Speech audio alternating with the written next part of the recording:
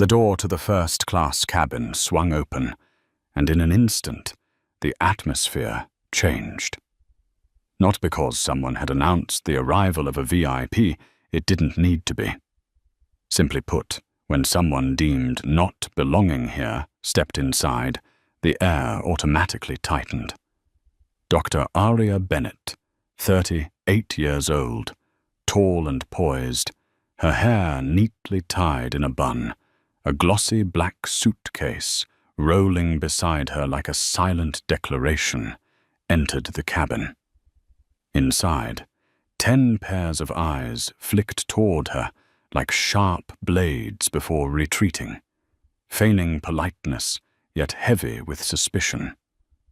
All those eyes whispered the same cold question. How did she get in here? Aria didn't bother to answer. Her whole life she had known stairways built for others that slammed shut in front of her. She tugged lightly at her sleeve and moved straight to seat 1A by the window. That seat was not just a place to sit, but territory she had chosen, where she could look out over the sky and reorder the world on her own schedule. Setting her briefcase by her feet, crossing one leg over the other, Aria unlocked her phone as if the cabin itself were her private office. Everything remained still until the familiar sound of arrogance broke the silence. A dry cough, the adjustment of a suit jacket, then a male voice, sharp as a verdict, cutting through the air. "Excuse me, I think you're in the wrong seat. This is first class." Charles Whitman, 50, 5 years old, silver hair combed neatly, a Swiss watch gleaming like the sun, tilted his head with a thin smile. It was no smile of warmth, but one like a velvet-wrapped blade, slicing while pretending to be courteous. Aria lifted her eyes, calm and direct.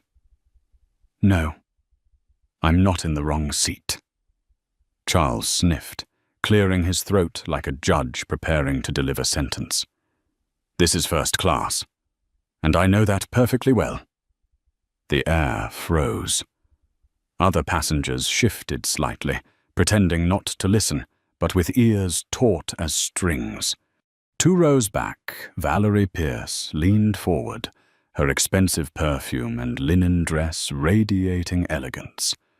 Her voice was sweet, but carried a hidden knife. "Perhaps the gate agent scanned your ticket incorrectly. It happens sometimes. They'll sort it out soon." Aria exhaled softly through her nose, neither smiling nor wavering. "I'm sure they'll sort it out just fine." Her phone lit up, displaying a calendar bursting with colors. Keynote speech, 2 closed-door meetings, a diplomatic dinner. A world she had built with her own intellect and decisions. At that moment, Tessan Gwen, a young flight attendant new to the job, approached with a cautious smile and a tray of welcome drinks. Her eyes darted quickly between passengers, like someone trying to walk through the rain without getting wet. "Would you like still or sparkling water, ma'am?" "Still, thank you," Aria replied, her voice soft yet firm. Charles cut in loudly, his tone ringing out as if to assert dominance. "Sparkling for me."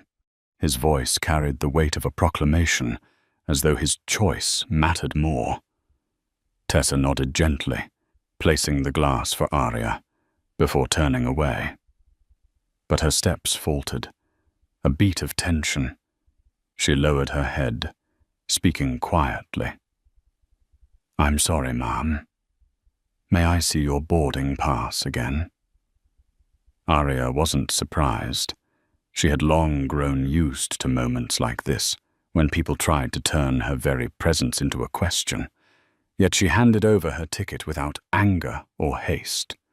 The scanner beeped, a crisp, cold, decisive sound. Tessa flushed slightly, murmuring, "Thank you. Everything is completely in order." Arya nodded lightly, her gaze softening, a silent pardon for the young woman's unease. Charles shrugged with a mocking chuckle. He turned to Tessa, refusing to look at Arya. You see why I was confused. Standards still need to be maintained. Valerie smiled again, her expression as if she spoke for the entire cabin. Don't take it personally. It's nothing against you. Nothing personal. Arya drew a slow breath, eyes drifting toward the window, sunlight glinting on the airplane's wing. Yet in her mind, a truth rang clear. People only say nothing personal when it is, in fact, the most personal thing. Outside, luggage carts rolled past, their orange reflective vests glowing like tiny stars. A tableau of quiet labor, efficient and uncelebrated. Arya smiled faintly. The real world was not in judgments cast inside a cabin, but in the work carried out beyond it. Then a child's voice pierced the tension, scattering the frozen air. "Mom, look, a pilot!" Leo Brooks, a bright-eyed 7-year-old in the bulkhead row, stared at her suitcase. Arya met his gaze.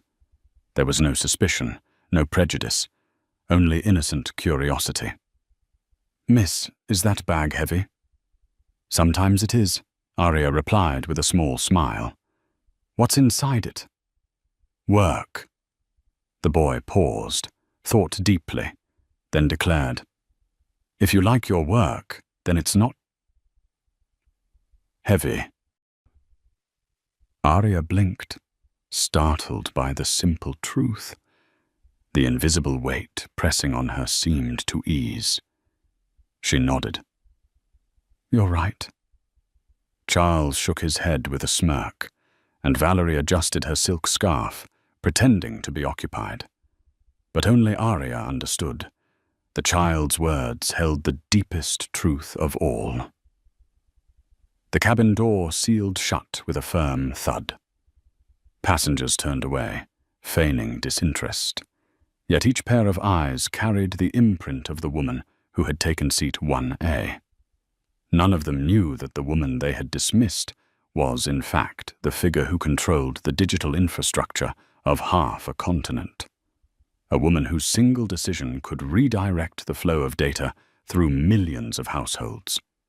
And before this flight landed, they would come to realize another truth.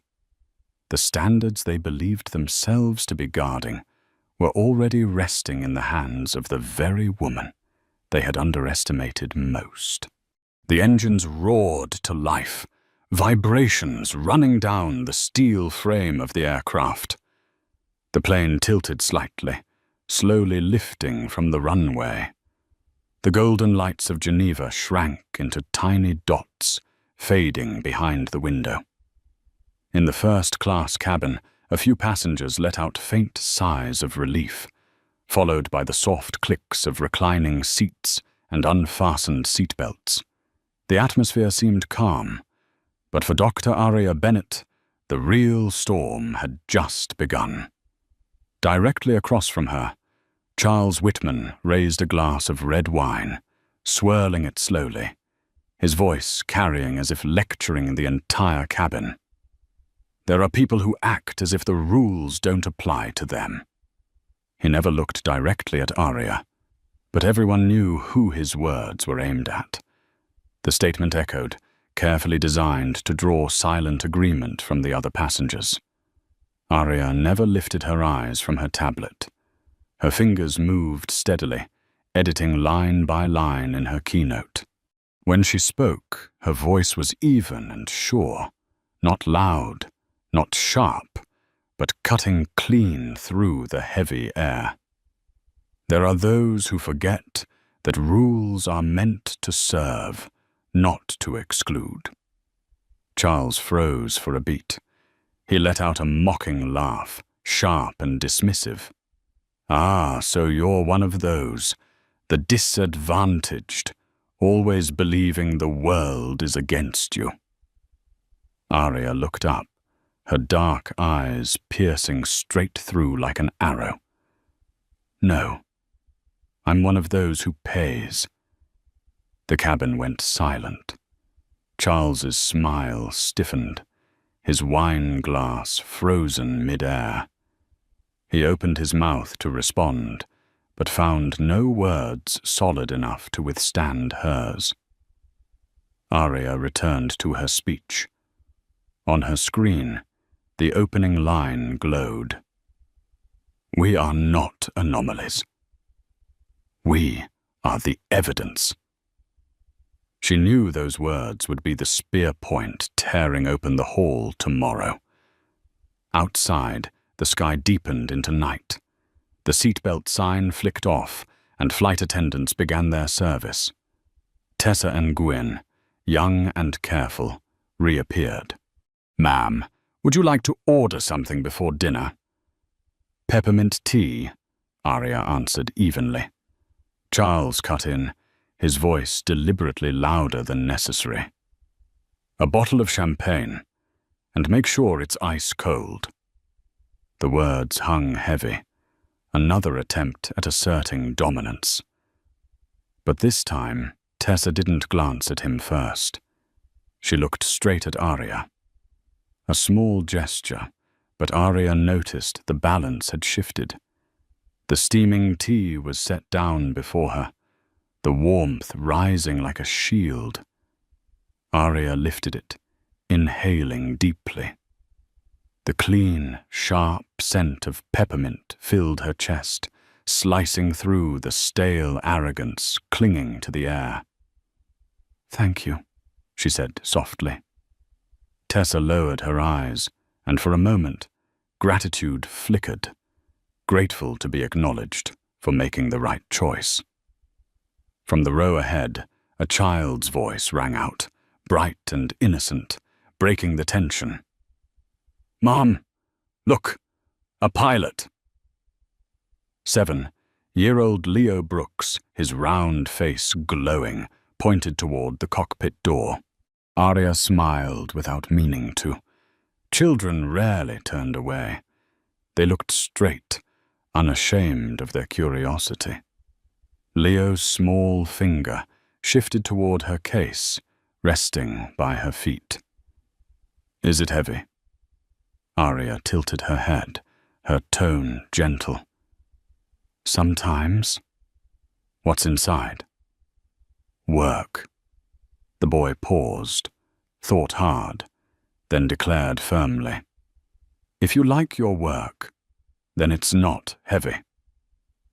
The cabin trembled again, but Arya felt herself lighten.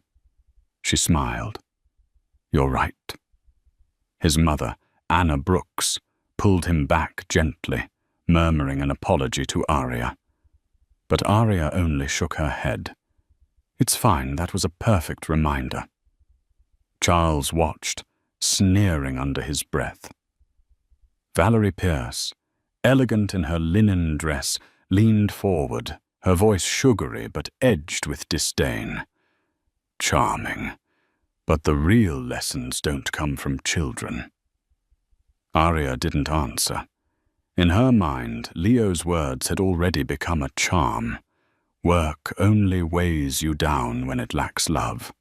The plane leveled off, the cabin settling into the rhythm of flight. Keystrokes tapping, the soft murmur of a couple nearby, the gentle pour of wine. Arya adjusted her notes, each word, each space precise. Small details, but they were her way of keeping control. Behind her, Valerie leaned forward again, her tone laced with false sympathy. You know, sometimes gate agents make mistakes. I'm sure they'll realize soon, and everything will be set in its proper place. Arya lowered her tablet, her gaze cold. I am certain everything will be in its proper place. Valerie shivered. That tone was not a reply. It was a warning. At that moment, Daniel Roth, the purser, walked past. His eyes flicked briefly over the row. Aria in 1A, Charles in 1C, Valerie behind them. A crease appeared on his brow, the familiar mark of someone who had witnessed this scene too many times, prejudice disguised as standards. But he straightened, keeping his professional composure. The plane was still in flight, and he had his duty to perform. As the cabin lights dimmed, signaling dinner service, Aria drew in a deep breath. She knew the real test wasn't over. She had kept her seat, kept her voice. But no one yet knew that this flight still held another procedure waiting. And this time, it would not just be scornful stares. It would be the weight of an entire system, pressing to see whether she truly belonged in seat 1A. The engines rumbled steadily as the plane pierced through the deep blue sky. The cabin trembled slightly, the glass of water on the tray shimmering in the light. Passengers began unbuckling their seatbelts, screens lit up, and the sound of drink orders echoed through the air. Everything seemed to fall back into routine. But for Dr. Aria Bennett, that calm was nothing more than a thin veneer. Because Charles Whitman's gaze had yet to leave her. He leaned back, speaking half to his glass of wine and half loud enough for the entire cabin to hear. There are some people who behave as though the rules don't apply to them. Aria did not look up. Her fingers glided across her tablet, refining the words for her keynote. Her reply dropped sharp and clean. There are some people who forget that rules are meant to serve, not to exclude. The cabin froze for a beat. Charles let out a mocking laugh, as though she had just confessed to a flaw. "Ah, so you are one of those discontented types. Always thinking the world treats you unfairly." Aria lifted her eyes, black and unwavering, and struck back with a single line. "No, I am the type who pays." Her words cracked through the air like the click of a trigger. Charles faltered, his mouth opened and shut, his smile stiffening. No one in the cabin laughed with him. Aria lowered her gaze back to the screen. Her opening line glowed clear. "We are not anomalies. We are the evidence." That single sentence was strong enough to hold up an auditorium of thousands tomorrow, and sharp enough to crush the smug grins in this very moment. A light shudder rippled through the plane.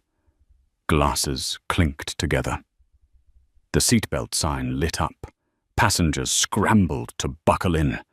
A few startled gasps slipped out. Aria calmly fastened her belt, eyes fixed on the wing, slicing through the black sky. When the turbulence eased, the cabin filled once more with murmurs and the glow of screens.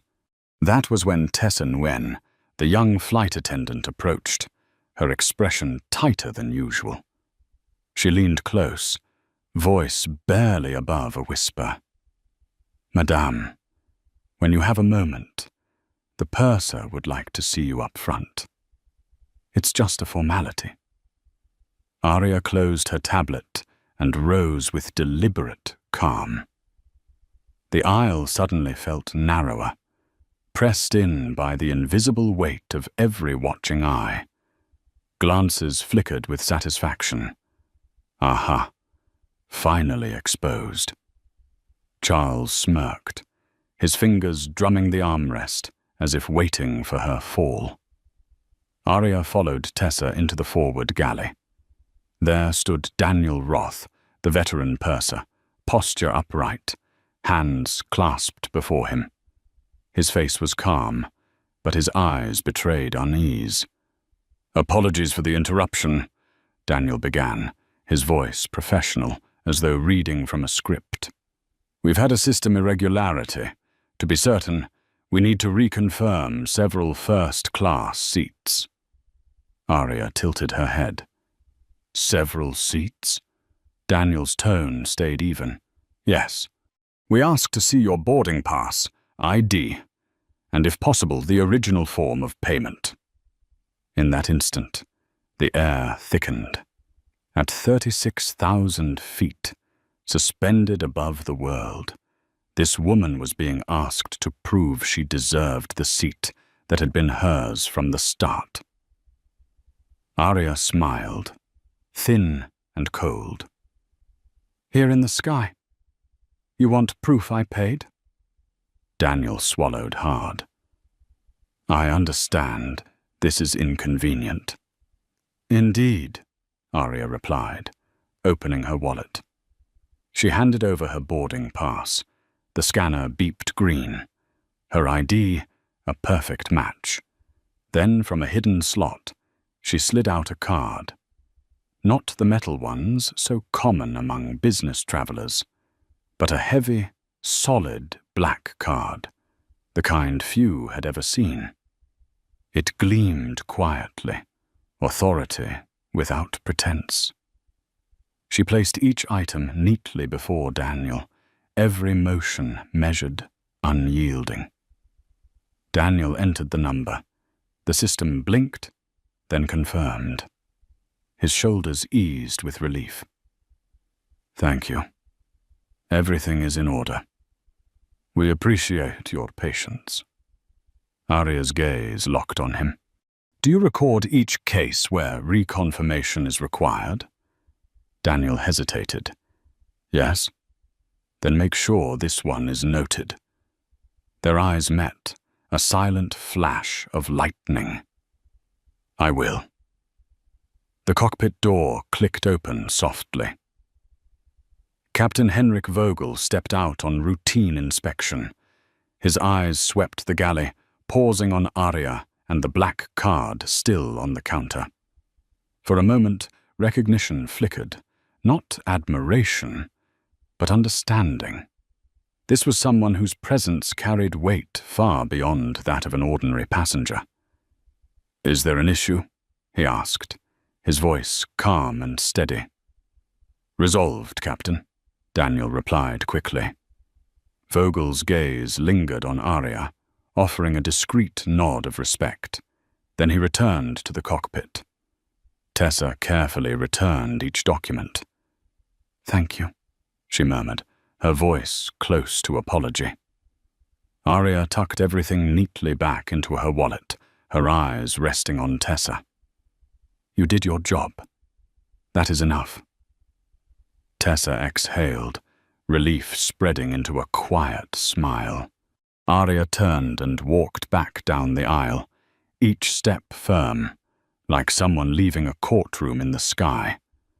The cabin fell silent. Some lowered their eyes, feigning distraction, while others stared openly, challenging. But all knew the truth had just been revealed. Charles tilted his head, voice dragging. All finished, then? Arya answered cleanly, without looking up from her tablet. It's been recorded. The hum of the engines filled the cabin. Beyond the window, moonlight spread across the sky. But inside, something else had just been sealed. Not just a credit card, but an identity and a power that no one could deny. As Dr. Arya Bennett walked back down the aisle, the first-class cabin was gripped by a suffocating silence.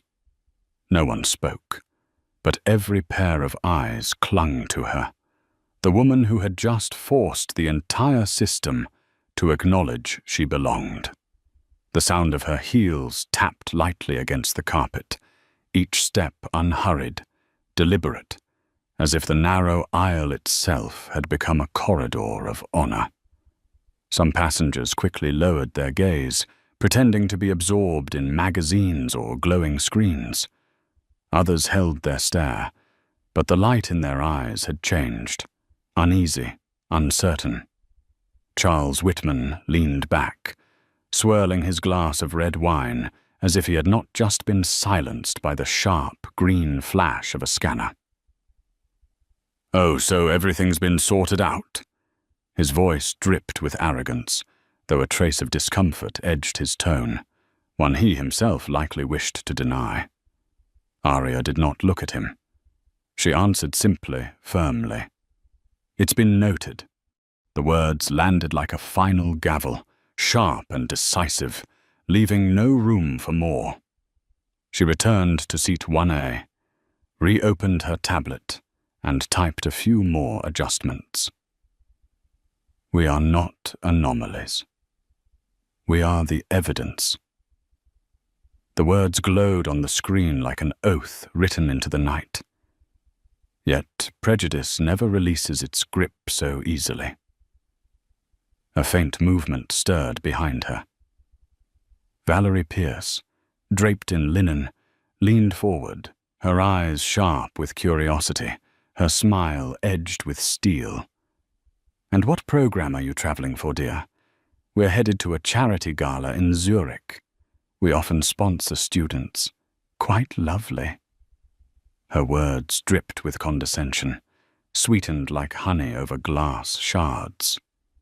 Arya raised her head, voice steady, eyes unshaken. "I'm traveling for work. Just work." Valerie leaned in further, tone soaked with suggestion, as if dangling some privilege she assumed was out of reach. "Oh, and which company do you work for?" The cabin seemed to tilt toward the answer. Even Charles smirked, waiting for the stumble, the hesitation. Arya placed her glass gently down, her lips curving in the faintest smile. "My company." The space froze. Valerie blinked, her smile faltering mid-air, like someone forced to swallow something bitter. Charles coughed, masking his discomfort with a mocking laugh. "These days, everyone calls themselves a founder. Everyone claims to be their own boss." Arya did not respond. Her hand moved across the tablet, adding a single comma to her keynote. A small motion, yet one that reset the entire rhythm of the room. The tension broke when Tessa Nguyen returned. On her silver tray sat a steaming cup of peppermint tea. But her smile had changed. No longer timid, it carried a quiet gratitude. "Your tea, ma'am. If there is anything you need, please let me know directly." Arya accepted the cup, her voice low and warm. "Thank you, Tessa. You did your job right." The words sliced gently through the heavy air. Tessa's shoulders loosened, her smile blooming genuine. In her eyes, it was not just thanks, it was affirmation. Proof she was not alone in a cabin full of scrutiny. Arya lifted the cup. The rising steam filled her lungs, its cool sharpness cutting through the stale weight of arrogance lingering in the air. Patience is not weakness, she thought. Patience is another form of strength. Outside, the night fell deeper, the moon casting its glow across the wing. Inside, the cabin settled into the rhythm of long-haul flight. Whispers, blankets shifting, films flickering across tired faces. Inside her, the storm still roared, but the surface remained calm. She remembered the stairs when she boarded, Charles's smirk, Valerie's cutting voice, Tessa's trembling hands. She knew such moments would not disappear. They would repeat in different places, with different people. But every time, one more note would be recorded. One more correction entered into the ledger. The peppermint heat, the cold moonlight, two extremes merging in her chest. Charles muttered under his breath. His words meant for no one yet hanging heavy. The world has changed, but not always for the better. Arya heard it clearly, but she did not answer. Truth needs no debate. Truth exists by its own weight. Valerie turned toward the window, her lips pressed tight, her composure cracking. Meanwhile, Tessa passed by, leaving behind a fleeting smile. Small, but enough to prove that even among judgment, there was still recognition. Arya closed her eyes briefly, letting herself exhale. In her mind, Leo's voice returned. If you love your work, it isn't heavy. Yes, work could be heavy, but with enough love, that weight became a mission. And that mission, she realized, was not only waiting for her tomorrow on stage, but unfolding right now in seat 1A, the very seat so many thought she did not deserve. The wheels of the plane struck the runway with a solid thud. The cabin shook, and then came a chorus of relieved exhales, a collective prayer released into the air. First class quickly resumed its mask of polished composure, jackets adjusted, hair smoothed, phones lit up. But Dr. Arya Bennett sat still. She never hurried. Haste only bred mistakes. As passengers scrambled to rise, Arya packed her things slowly, deliberately. Charles Whitman snapped his laptop shut, as if hoping to erase the truth that he had sat across from her the entire flight and lost the silent battle of stairs. Valerie Pierce reapplied lipstick in her compact mirror, but avoided looking directly at her own reflection. Only young Leo Brooks in the bulkhead waved energetically. "Bye-bye, miss." Arya raised 2 fingers in salute and smiled faintly. It was the most genuine farewell of the journey. The door opened. Morning air from Geneva rushed in, sharp with metal and carrying the pure chill of a city just waking up. Arya walked through the jet bridge, her suitcase rolling straight, her back unbent, her head unbowed. At immigration, glass walls gleamed. Officer Laurent Duval, tall and trained into neutrality, took her passport. Purpose of visit? Business. Length of stay? 3 days. The scanner blinked. The stamp landed with a soft finality. Bienvenue en Suisse. No smile, no praise, but also no suspicion. Arya nodded slightly, a silent thank you. At the Duron Hotel, the lobby gleamed with wood and stone, precise as a mathematical formula. The receptionist bowed. "Welcome. Name, please." "Bennett." The keyboard clicked. The clerk's eyes softened as the screen confirmed her details. "City View Suite. We'll need a card to secure incidentals." Arya handed over an ordinary card, not the heavy metal kind.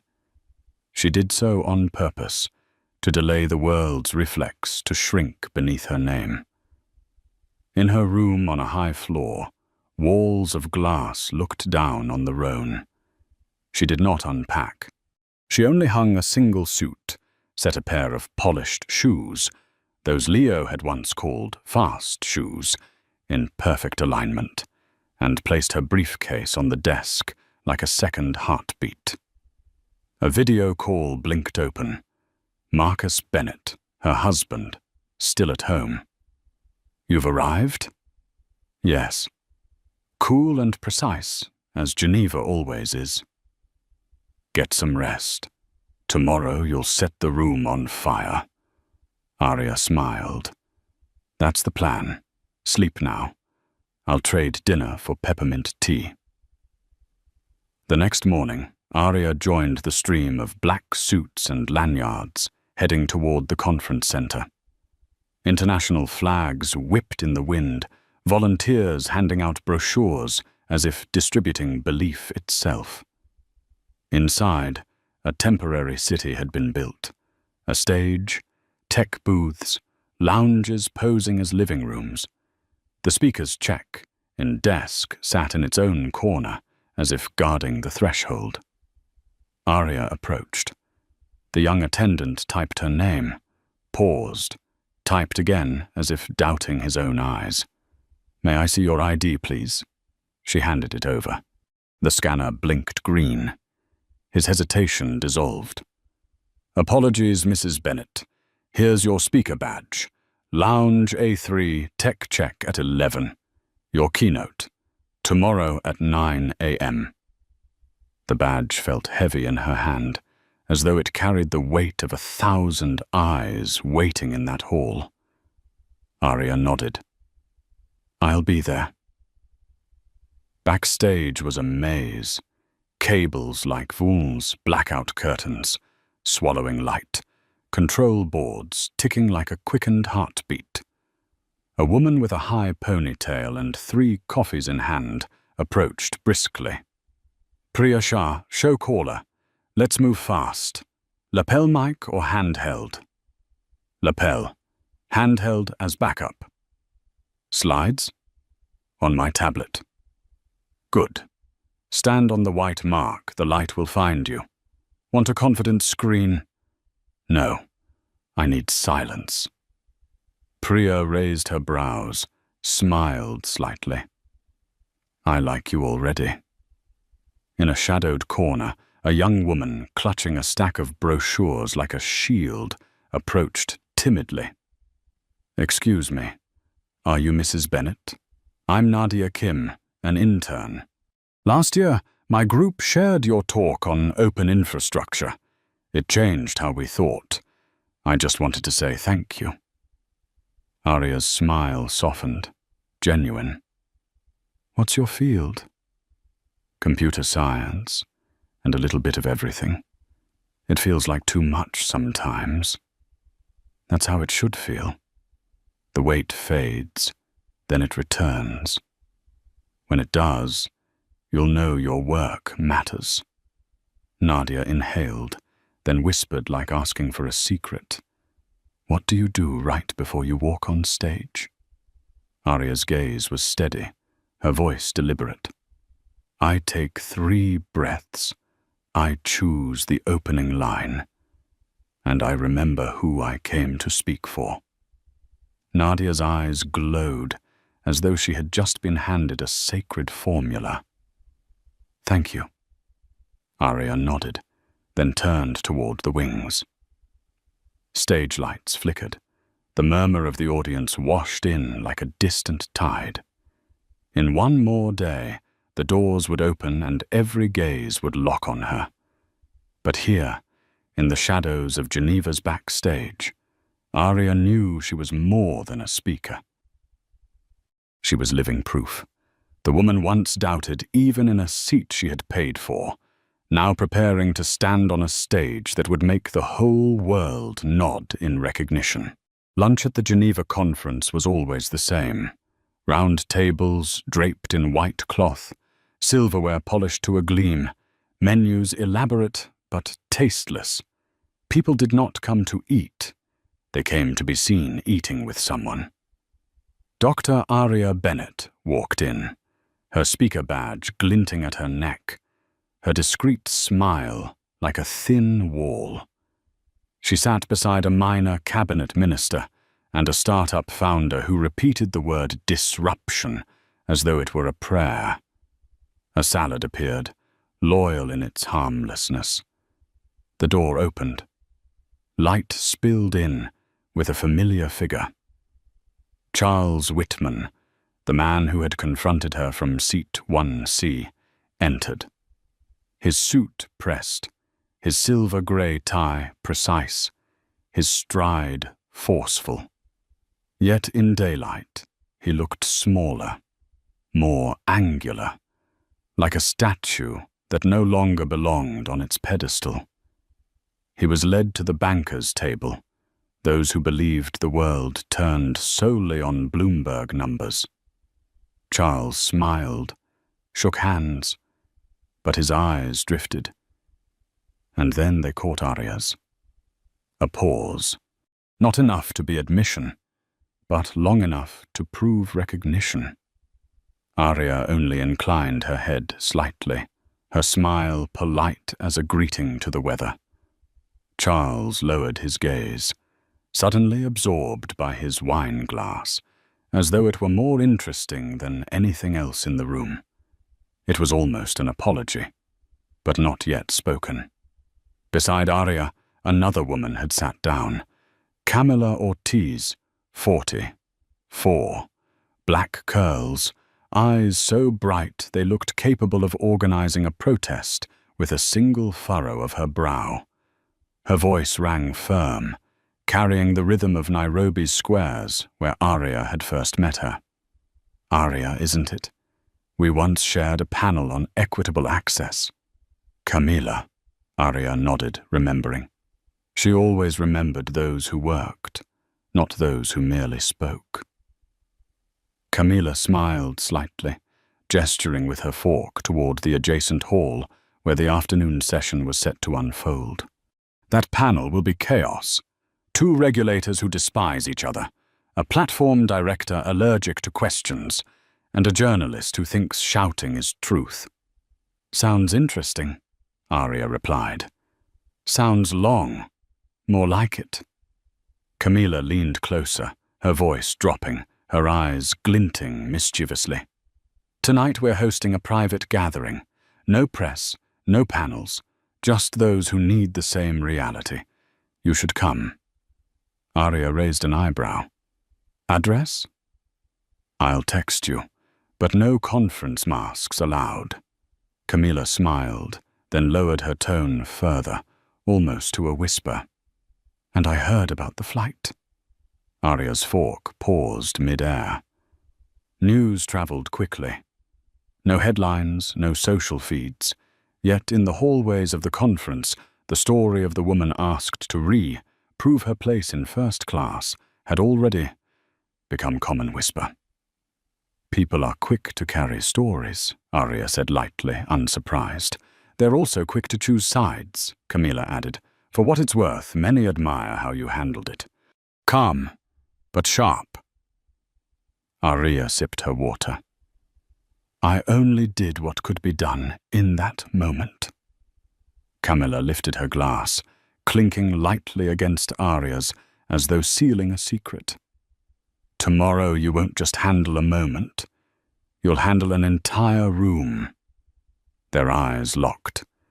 No more needed to be said. A silent pact was made across a table set with bland salad and exquisite bread. The afternoon stretched into panels that dragged on. Leaders dressed their power in empty words, while the audience hid yawns behind their papers. Arya remained, present, nodding, dropping one precise question that froze a speaker mid-sentence. Just one, but enough to prove she was not there to fill a seat.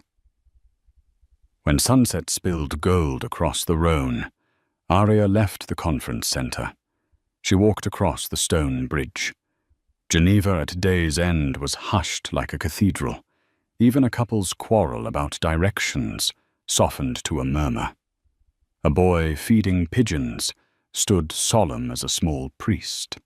In her hotel room, Arya stood before the glass wall, reciting her keynote once more. Her voice filled the silence, each sentence like a backbone, upright and steady. She struck out one excess phrase, leaving the script sharp as a blade. Her phone buzzed, a message from Camila. 19 Unquoque. This address. Don't wear heels. Geneva's cobblestones spare no one. Arya chuckled softly. She chose a simple black dress with deep pockets. That rare luxury denied to women too often. Flat shoes, because Camilla was right. By the time she stepped onto the street, Geneva's lights glowed golden, her figure blending into the crowd as if she were no one special. But the truth was, wherever she stepped that night, the pulse of the room would change. The townhouse was 3 stories, its facade ordinary, but the flow of people in and out moved with the urgency of those who had found a refuge. Arya knocked, and was pulled inside by Camilla's warm embrace. "Here she is, the one we've been waiting for." Arya arched a brow, half joking, half serious. "I'm not who you need. I'm just someone who speaks and leaves before the encore." "Exactly. That's why we need you." The living room had been cleared, chairs arranged in a circle. Faces gathered. A journalist once fired and rehired, a regulator from a country rarely named on maps, a founder confessing his product served no one who truly needed it. None wore the costume of saving the world. They only tried to keep the world from stumbling.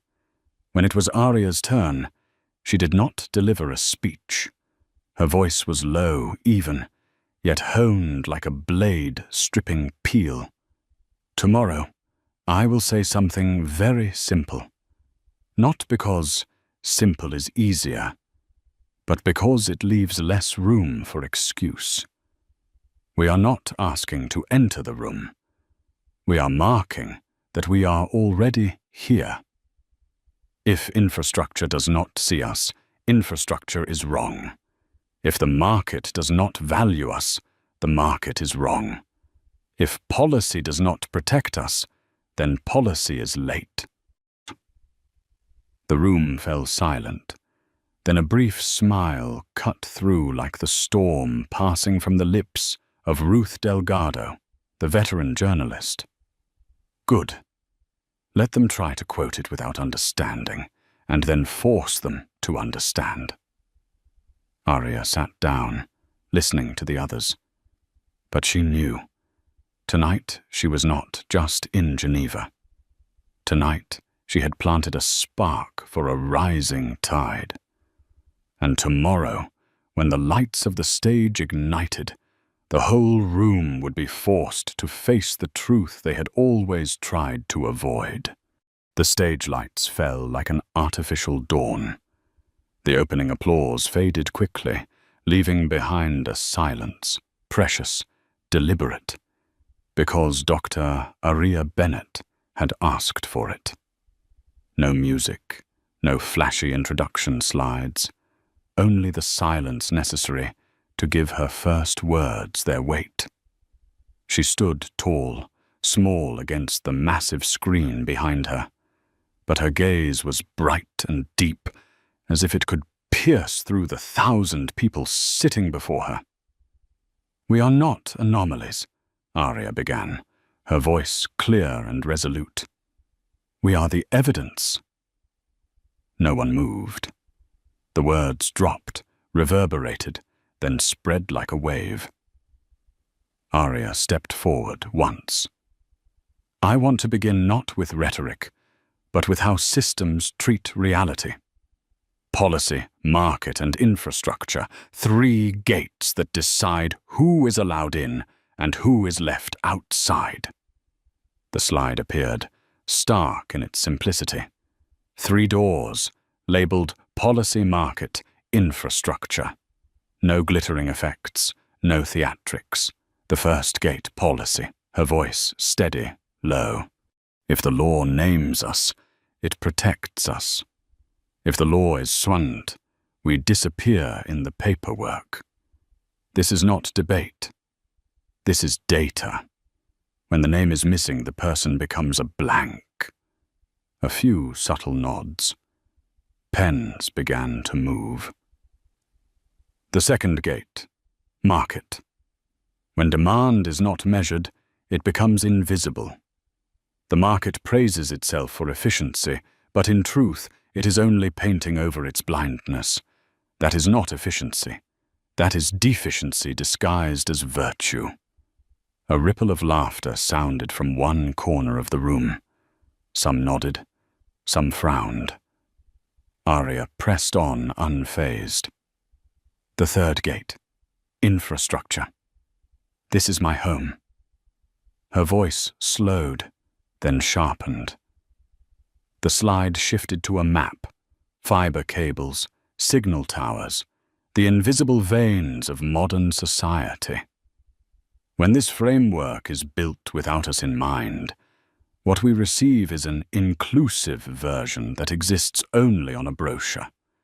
In reality, the connection is still slow, still weak, still left behind, and you cannot patch that with slogans. You fix it only at the blueprint stage. She paused.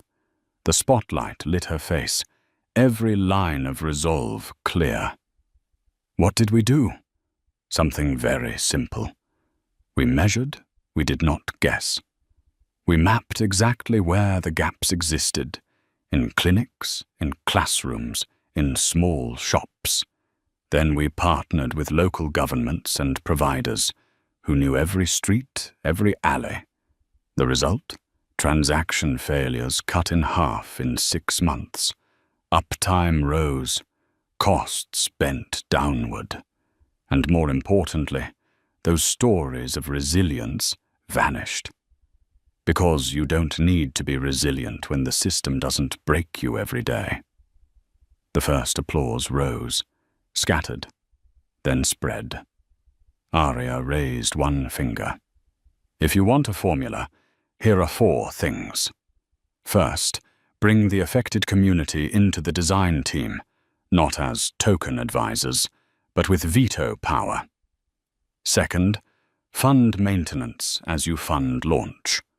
Flash does not save lives, stable budgets do. Third, tie every dollar to outcomes people feel, not metrics executives want to brag about. And fourth, expose the gaps. Because darkness is where excuses breed. The hall stirred. Some people sat straighter, others scribbled furiously. Arya lifted her chin, voice lower now but carrying iron. You will hear 2 familiar objections. 1, standards. That expanding access will lower them. The truth? When more people are allowed to reach, standards do not drop. They rise, because only then does competition reflect reality. 2, cost. As though equity were the first time we ever priced anything. But we have already paid in lost productivity, in illness, in delayed innovation. Inclusion is not charity. It is the mathematics of intelligent risk management. The audience was silent. Arya paused, her eyes sweeping across them, then her tone softened. I want to tell you something small. I learned programming in a public library. The computers were old, the chairs creaked. The connection was so slow it taught me patience. A boy once asked me, "Is your work heavy?" I said yes. He laughed. Then you must not like it. He was wrong about the weight, but right about the love. Love is what turns the burden into purpose. The final slide lit up. White letters on black. Access isn't a favor. It's a fact. Act like it. Arya closed her tablet and looked straight at the hall. That is all. Thank you. A breathless beat. Then an explosion. Applause roared, strong and relentless, no effects needed. Some rose to their feet, some stayed seated. But it did not matter. What mattered was that the truth had been spoken, bare and unvarnished. From the wings, Priyasha watched, her eyes gleaming, and in the front row, Charles Whitman tugged at his tie, his face torn. He had just heard the woman he once dismissed in seat 1A speak words that commanded an entire room to listen. And he knew. Tomorrow, the market he thought he controlled would shift in ways he could no longer hold. The applause still echoed through the hall, like the aftershock of a storm. As the lights dimmed, Julian Park, the program's moderator, stepped forward with a strained smile. He was used to wrapping sessions in velvet, but today the energy in the room had slipped beyond his control. "We have a few minutes for questions," Julian announced, his voice trying to steady. "Please." Hands rose hesitantly, then one shot up with force. Every gaze turned. Charles Whitman, suit pressed, silver tie gleaming, stood tall. No wineglass now, no smug grin, but the air around him was sharp, proprietary. He adjusted the microphone, his voice low but booming, crafted for the entire hall. "If the market has finite resources, Dr. Bennett, why should we prioritize expanding access instead of securing returns for investors who took the early risks? Why trade a certain future to appease those who haven't yet contributed enough?" A murmur swept the room, like fire through dry grass. Eyes fixed forward. This was the blade, and Charles had driven it straight into the heart of her speech. Arya stood still, one hand resting on her tablet, her eyes sweeping slowly across the hall. A silence stretched long, pulling the air taut.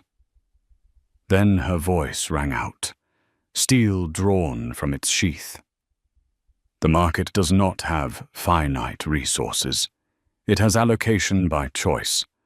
The difference here is not lack of money, but where we choose to place it." A few bankers frowned. Young faces sat up straighter, their eyes alive. Arya pressed on. "Profit does not disappear when we expand access. On the contrary, growth only happens when more people participate.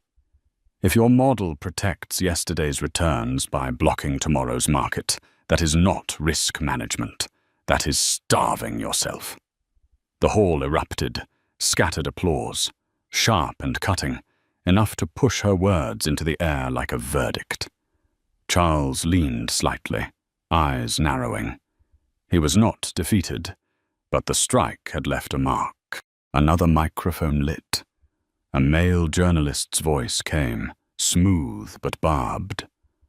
"Some say your entire approach is just a front for so-called woke capital. Isn't this really about using equity as a tool to push political interests?" The air hissed. Some nodded in agreement. Others leaned forward in anticipation of her counterstrike. Arya turned fully, unflinching. "If efficiency means building for the largest market possible, then yes, that is what we are doing. If woke means awake to reality, then yes, I am awake. But if you think we are doing this to feel good, no. I can buy comfort for cheaper. Here, I invest in truth." Laughter burst across the room. This time, applause spread wall to wall, not polite, but united. The journalist sat down, face flushed red. Julian, swept by the current, cleared his throat. "One last question," he said, his voice slightly trembling. "Please." A young student stood, badge swinging at his chest. His hand shook, his voice stumbled. How do you remain yourself in rooms like this?" The hall froze. No daggers, no smirks. Only a naked question. Arya smiled, her eyes softer, her voice still steady. By remembering who sent me here, the ones not in this room, the ones who will never read a transcript, and by leaving the room on time. The hall laughed, and the laughter melted into a standing ovation. The sound rolled like a wave, filling every space. No command, no cue. The entire hall rose as one. From backstage, Priya Shah grabbed Arya's arm as she stepped off stage. Perfect. Not a beat off, not a word wasted, and thank you for killing the housekeeping slide. Arya nodded, her lips curling into a faint smile. I just kept silence respected. From the doorway, Charles appeared, his expression transformed. No sneer, no disdain. He stepped slowly, his voice low. Dr. Bennett, I was wrong about you. Arya met his eyes, not triumphant, only direct. You were wrong about what you wanted to see. Don't confuse the two. Charles inhaled deeply, swallowing pride. If your team needs a patient capital partner willing to go public on results, I am ready. Arya paused, her tone even. We do not deal in whispered bargains. We deal in clear terms and measurable outcomes.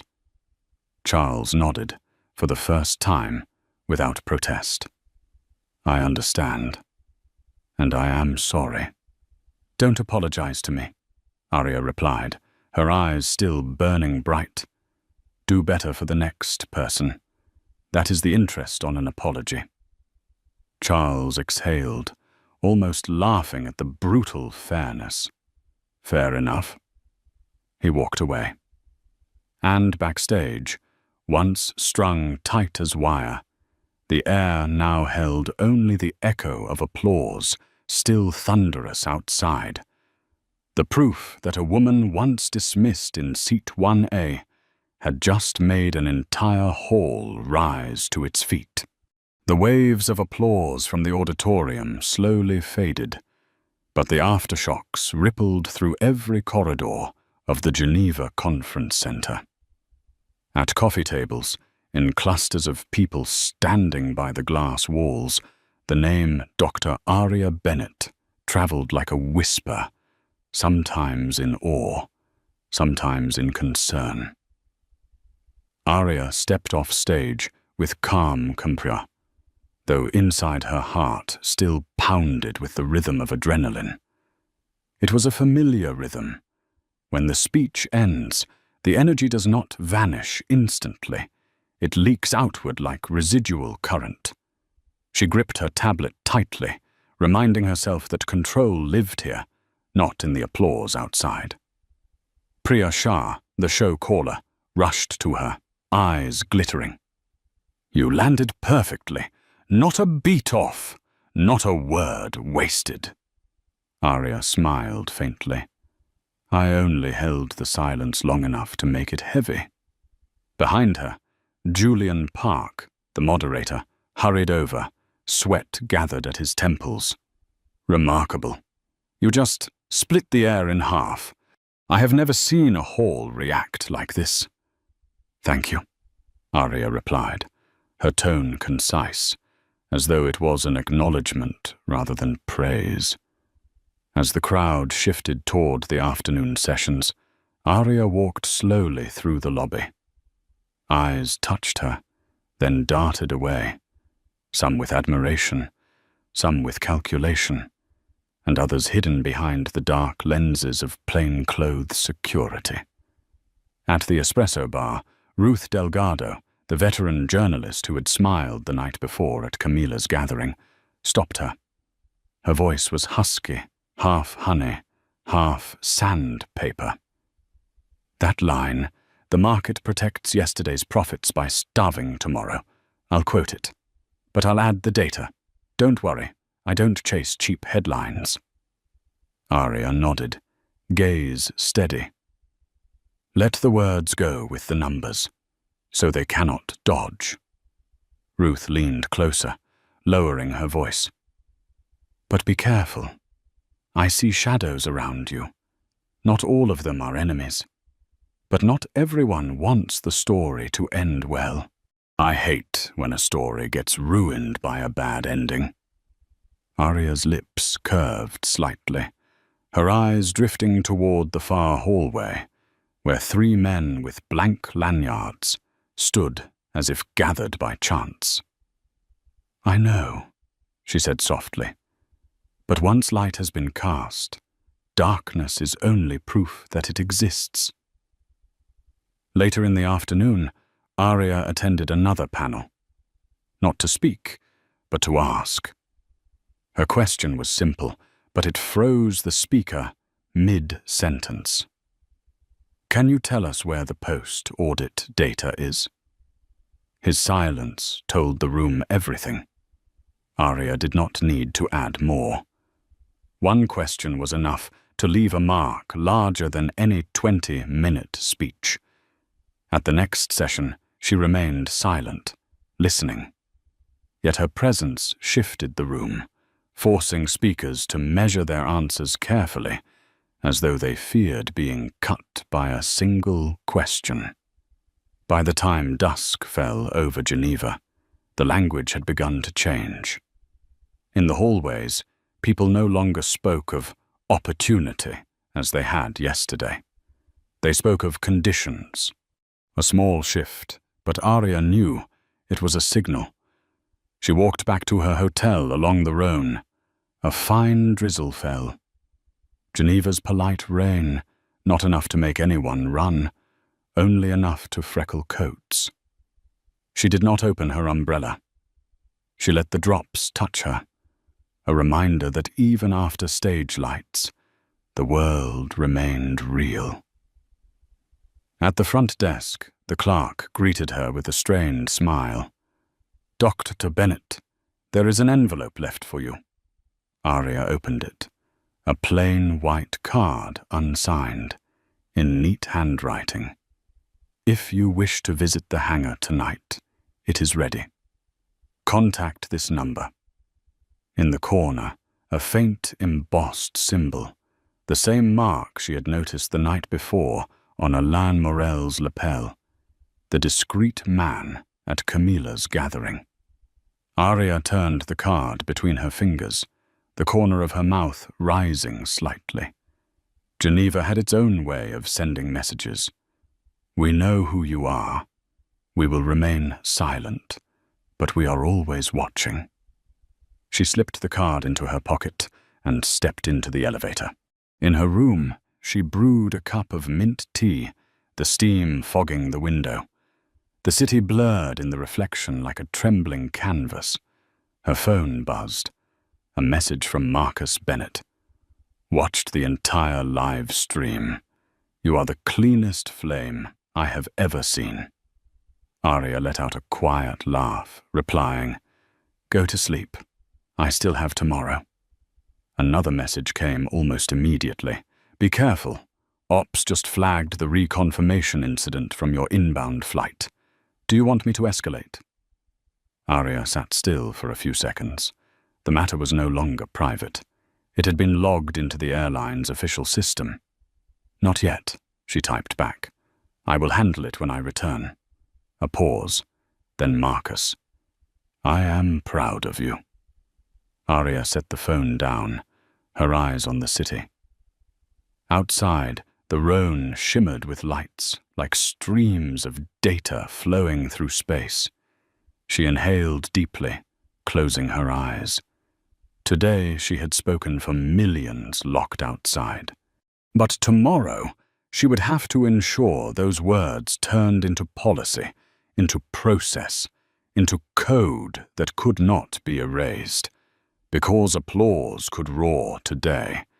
But systems only change when those shadows are forced to rewrite the rules.